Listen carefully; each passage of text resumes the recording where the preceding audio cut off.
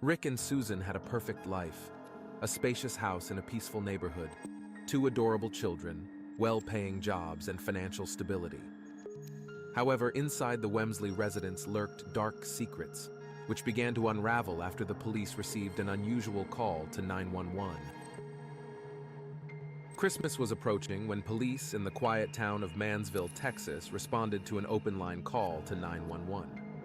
Upon arrival, officers found two garages open and the side entrance to the house unlocked.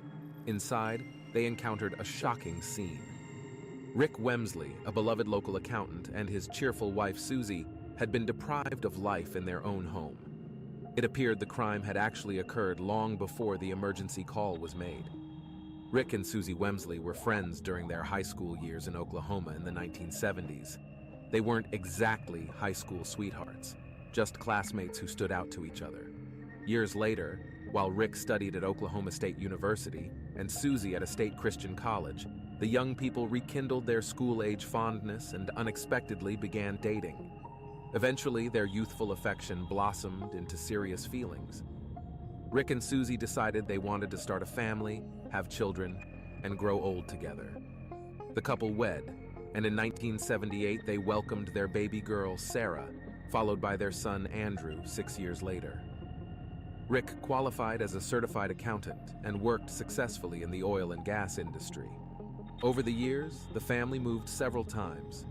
Fortunately, Rick's career opportunities allowed for this. Eventually, the Wamsleys settled in Fort Worth, located in northeastern Texas along the Trinity River. Fort Worth is among the largest cities in the United States, with a population of about 1 million people. However, despite its size, it's a cozy and quiet city with its own history and traditions. In this city, Rick established his own accounting practice in his home office, which brought in a decent income. By 2003, the Wamsley family was living in an upscale area of Mansville, 20 miles from Fort Worth. By then, 25-year-old Sarah had become a mother herself and lived separately in her own apartment. 19-year-old Andrew had recently graduated high school. The young man had started attending college classes while also working part-time at a mini golf course.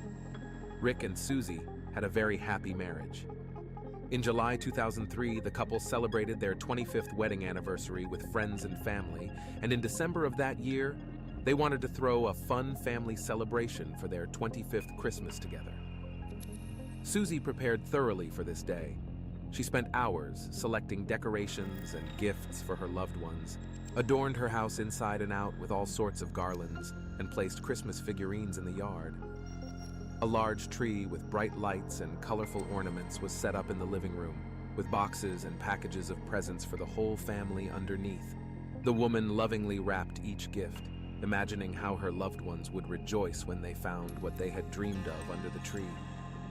This picturesque pre-holiday scene in Mansfield seemed magical, but only until an alarming call to the 911 dispatcher prompted patrol cars from emergency response services and crime scene investigators to descend upon the quiet, prestigious neighborhood.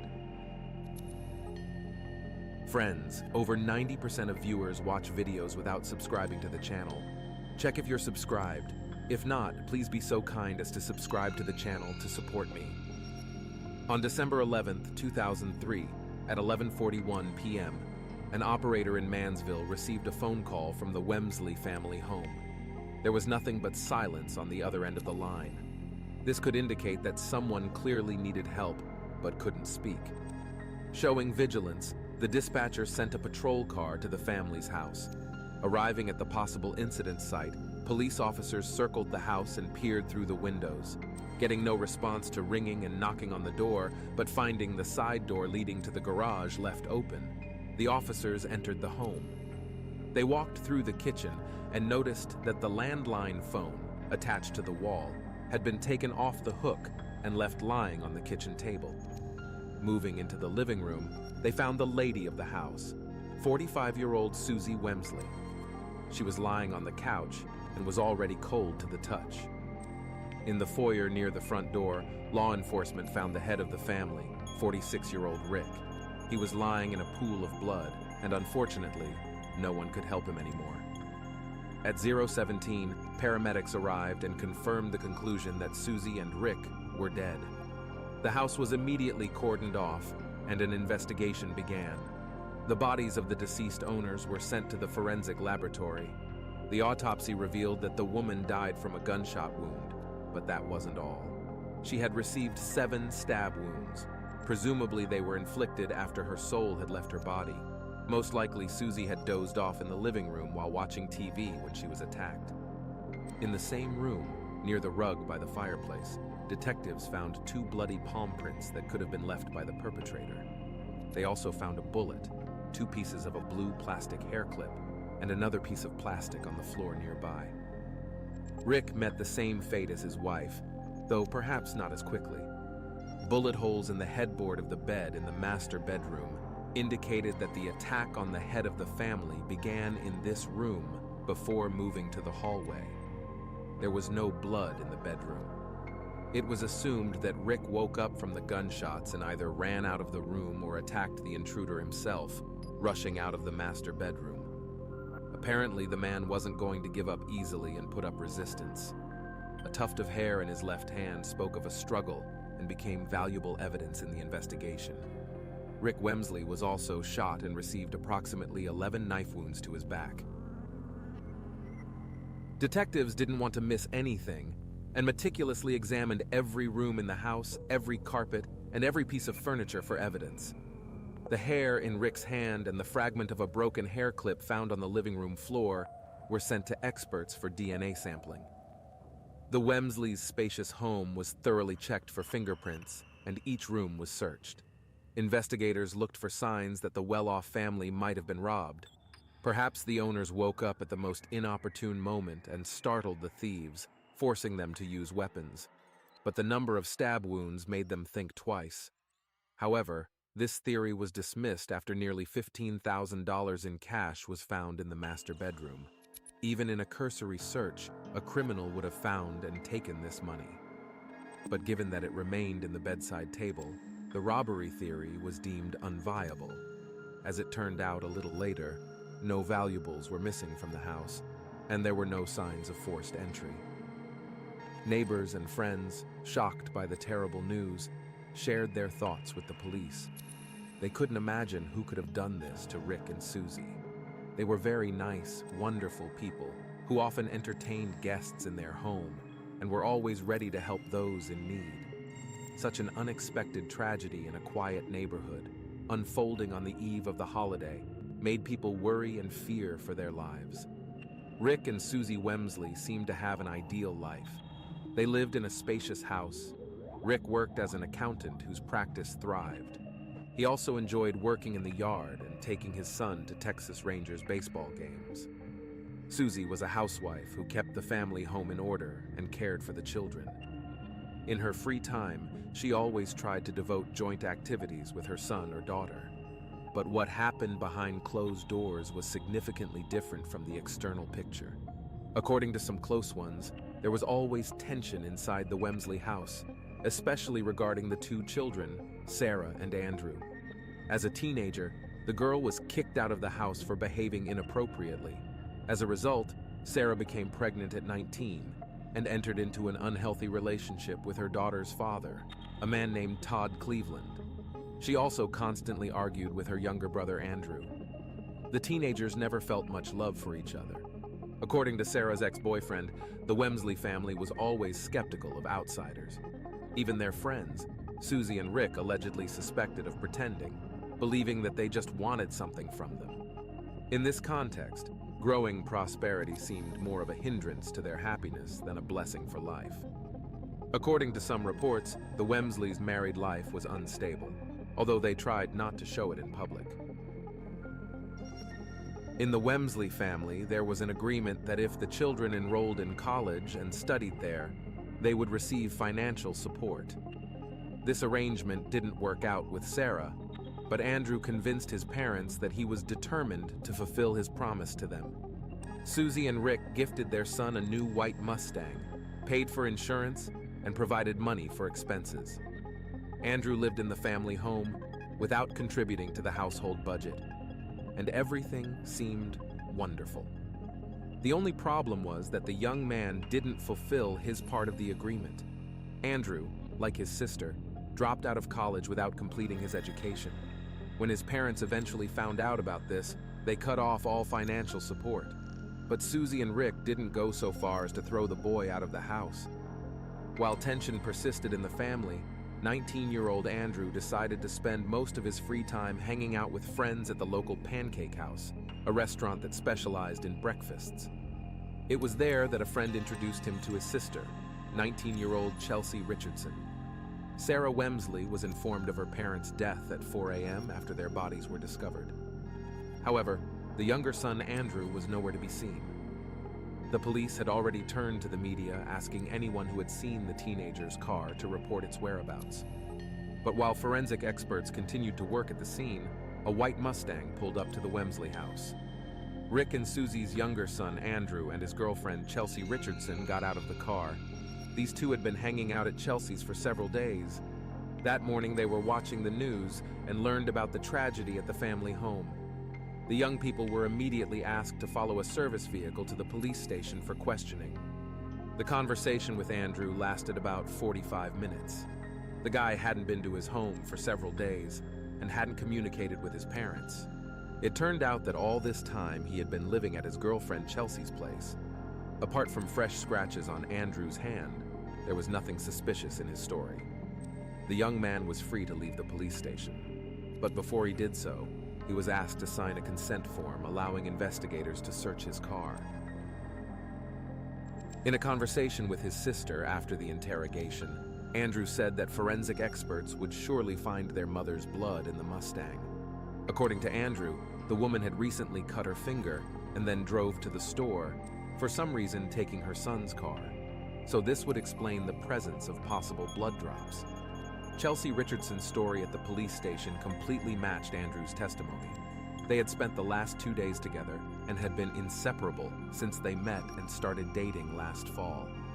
Sometimes they spent whole nights in a 24-hour cafe playing a Japanese collectible card game called Master Duel, where participants use cards to battle each other. It was an imitation of a battle of fantastic monsters. The central character of this game was described as an infantile and weak boy, but when he played games, he became a hero. These games united the couple so much that Andrew and Chelsea began to seriously think about marriage. The girl's mother supported this relationship and adored her daughter's boyfriend. However, Rick and Susie Wamsley openly expressed their disappointment with their son's choice. Andrew's parents wanted a completely different type of girl for their son.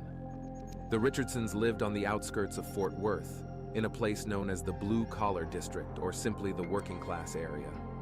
It sharply contrasted with the million-dollar homes that lined the streets of Mansfield. A few years ago, Chelsea unexpectedly lost her beloved father to a heart attack. Her mother sometimes had to juggle 3 different jobs to stay afloat. Nevertheless, the Richardsons were considered generous people. The extrovert Chelsea was quite popular in her school. Her cheerful nature and merry disposition even earned her the nickname Bubbles. Her best friend, Susanna Polidana, sometimes benefited from Chelsea's generosity. When the teenage girl quarreled with her mother, she was warmly welcomed into the Richardson home, where she lived for several months. The 3 teenagers, Andrew, Chelsea, and Susanna, were together on the night Andrew's parents died. Chelsea's ex-boyfriend, Jeremy Lavender, confirmed that they were hanging out at his house and didn't go anywhere. So the young people had an alibi. Sarah Wamsley informed the police that her daughter's father, Todd Cleveland, might be involved in her parents' death. They had been arguing lately about custody, and recently Sarah had threatened to call Child Protective Services. A day after she made this threat and a month before the tragedy, another suspicious incident occurred.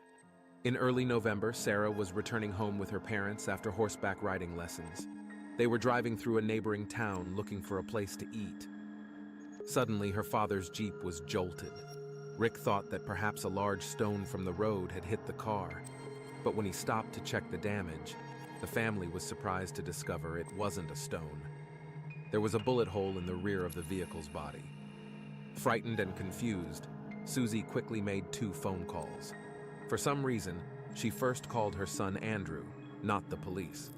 The woman thought the car following them from the ranch was a white Mustang. Not knowing what to think, Susie had assumed Andrew was driving behind them until the Jeep was shot at. The second call was made to the police. The mother filed a report about the incident. Sarah recalled that at the time, she believed Todd Cleveland was responsible for the incident, and only now began to wonder why her mother had called her younger brother first. The fact was that Sarah and Andrew were set to inherit a $1 million insurance policy from their father.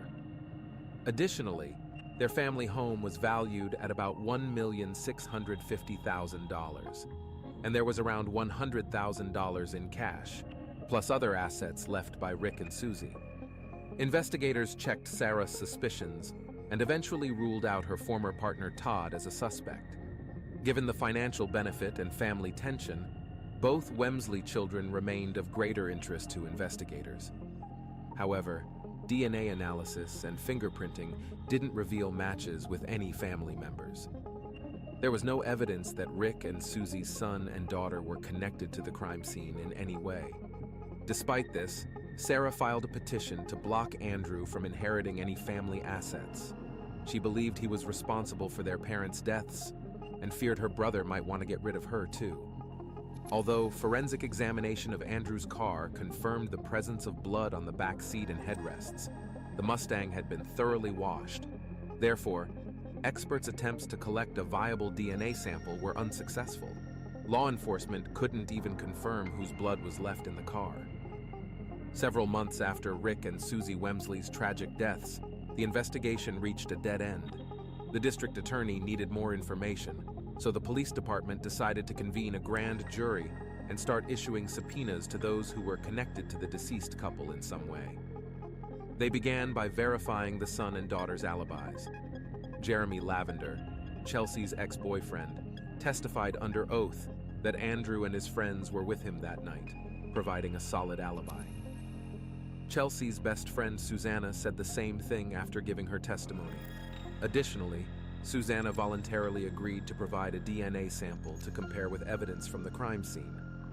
At that moment, no one expected this would become a turning point in the investigation. Susanna Toledano had moved to Texas from Illinois several years earlier. She didn't fit in well with her new classmates at school. She wasn't particularly diligent, smart, or charismatic. Susanna constantly skipped classes and argued with her mother. Chelsea Richardson became Susanna's lifeline. The girls grew so close that Chelsea wrote a note in the school yearbook dedicated to their strong friendship and composed a poem titled "Friends Forever." When investigators compared Susanna Toledano's DNA with the strand of hair in Rick's hand and DNA taken from the broken hair clip at the crime scene, they found a match. At that moment, detectives realized there was much more to this story. Susanna Toledano was arrested on suspicion of killing the Wamsley couple, potentially facing the death penalty. Realizing the gravity of her situation, the girl began to talk. Initially, Susanna told the police that on the night of the crime, she was walking with a friend, a 25-year-old man named Hilario Cardenas. Hilario had a gun and needed money. He allegedly entered the Wamsley house alone in the middle of the night, leaving Susanna outside. Then she heard gunshots and ran to the scene. Her hair was left in the house after the family head Rick begged her to stop the attack, but because she wasn't really involved, she had no way to stop it. So who was Hilario Cardenas? This person, it turned out, worked as a night manager at a local restaurant where the friends frequently spent their leisure time. He had a young daughter in his care and was desperately in need of funds. Hilario learned about the Wamsley family's wealth after meeting and befriending Andrew.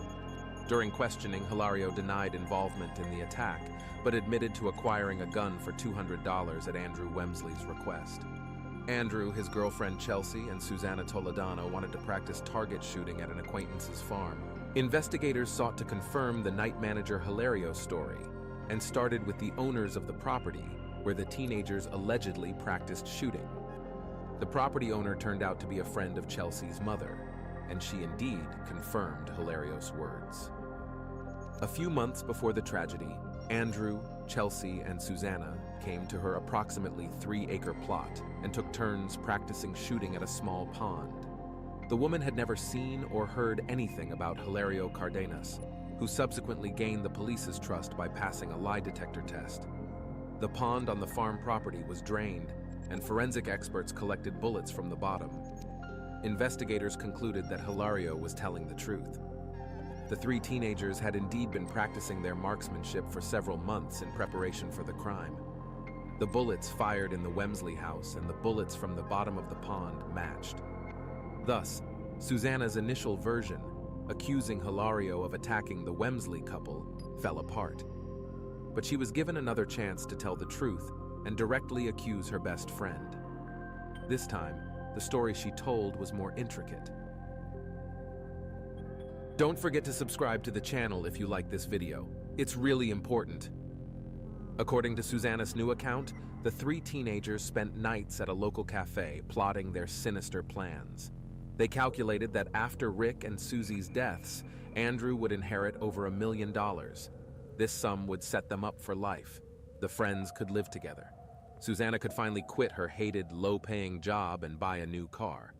So they convinced the night manager to buy them a gun. After target practice on the farm, the teenagers concluded that Susanna was the most accurate shooter among them. They proceeded with their first plan, to shoot at Rick's Jeep's gas tank. If the operation had been successful, they would have eliminated everyone standing in the way of their enrichment, Rick, Susie, and Sarah, in one shot. When Susanna, riding with Andrew in his white Mustang behind the Jeep, missed, they moved to Plan B, breaking into the Wamsley house in the middle of the night. The teenagers thought it would look like a robbery, and no one would ever be able to connect the crime to any of them. When the initial plan failed, Chelsea became very angry with her friend. She and Andrew pressured her and demanded she finish what they started. The teenagers helped Susanna sneak into the parents' house and hid her in the closet in Andrew's bedroom along with the gun. The couple urged her to do everything quickly so they could return home. Susanna sat in the closet for several hours before fleeing. She couldn't bring herself to shoot Andrew's parents. But early in the morning of December 11th, 2003, the teenagers made another attempt, and this time, there was no turning back. Susanna confessed that she entered the house with a gun in hand, while Andrew and Chelsea were armed with knives. It was Susanna who found the lady of the house, Susie, on the couch and shot her. Then Andrew led her to the master bedroom. The girl shot at Rick but missed. The bullets hit the headboard and woke up the 46-year-old man. The homeowner lunged at the attackers and a fight ensued. Then Andrew took the initiative. He took the weapon from the girl, thrust a knife into her hand, and sent her to check on Susie. He himself, along with Chelsea, stayed to decide his father's fate. Before leaving the foyer, Susanna saw Rick Wamsley already on his knees, asking his son's girlfriend, "Why?" And Chelsea replied, "Because she was pregnant." Rick tried to convince the young people that he could help them, but immediately after that, a shot rang out. Susanna didn't know which of her friends pulled the trigger, and then inflicted knife wounds on the man.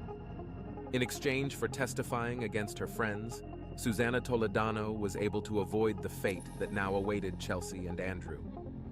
Friends of the Wamsley family couldn't even entertain the thought that a son raised by Rick and Susie could raise a hand against his parents. They insisted that the boy was incapable of such treachery and prayed for his release. The testimony of the former best friend served as the foundation for the case against both Chelsea and Andrew, despite Susanna lying to law enforcement several times before presenting her final version of events. On July 1st, 2004, nearly 7 months after the horrific crime, Tarrant County authorities charged Andrew and his girlfriend. Chelsea Richardson herself unintentionally did everything possible to strengthen the state's case against her. Several prison informants who shared a cell with Chelsea were invited to testify, and each of them stated that the girl either boasted to them about her involvement in the killing of her boyfriend's parents or tried to convince them to create a solid alibi for her. Chelsea's initial alibi, provided by Jeremy Lavender, was disproven. Jeremy turned out to be a naive guy who was easily manipulated. He was convinced that Chelsea Richardson was his girlfriend and that he should lie to the jury to protect her. He later changed his story, admitting he wasn't with the teenagers that evening. Chelsea, once a cheerful high school student, was portrayed as a sort of mastermind behind the criminal operation. The prosecution asserted that she convinced Andrew he would be better off without his family and persuaded her best friend Susanna Toledano, who was also naive and easily swayed, to end the lives of her boyfriend's father and mother. The jury was shown a message written by Chelsea to her friend while under arrest. Chelsea begged Susanna to place the blame on Hilario. She also claimed to be pregnant with Andrew's child. All Susanna needed to do was tell the detectives they had nothing to do with the crime. This would give Chelsea and Andrew's future child a chance at a happy life with mom and dad. The note ended with, "Friends forever." During questioning, Susanna admitted she didn't believe Chelsea was actually pregnant. But Susanna's testimony was the only link connecting the teenagers to the crime and reason to believe any of them actively participated in the killings. And this testimony played a crucial role in the prosecution. It proved devastating for the defense of both alleged conspirators. The jury believed Susanna's account. It took the court less than 4 hours to find 21-year-old Chelsea Richardson guilty. Then, after another 2 hours of deliberation, they unanimously concluded that the defendant posed a danger to society due to her actions and sentenced her to death by lethal injection. Andrew Wamsley's lawyers managed to convince the jury not to send him to death row. They argued that the young man suffered from schizoid personality disorder, making it unlikely he would be prone to violence in the future. Defense witnesses during the sentencing phase presented Andrew's life as miserable and devoid of meaning. He was characterized as a youth incapable of understanding love or attachment in his relationships. During the 2006 trial, Andrew stated that he took his parents' lives not for money, but because they subjected him to emotional and physical abuse, but the jury didn't believe him. Andrew Wamsley, at age 23, was sentenced to life imprisonment with the possibility of parole after 2044. Hilario Cardenas, the night manager of the cafe where the teenagers planned the terrible crime over long nights, was also found guilty.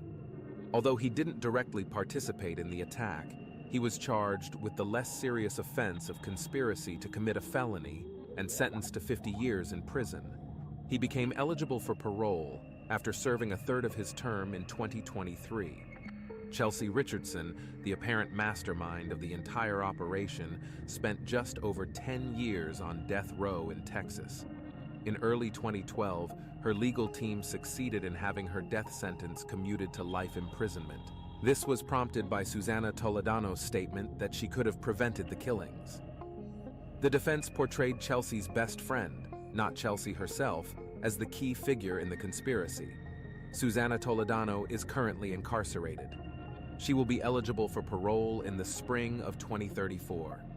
This is how young people dreaming of a carefree existence outsmarted themselves. Now they certainly won't have to worry about their daily bread for practically the rest of their lives. This is the end of the story. Like the video and leave your thoughts in the comments. This was Jeremy. See you soon.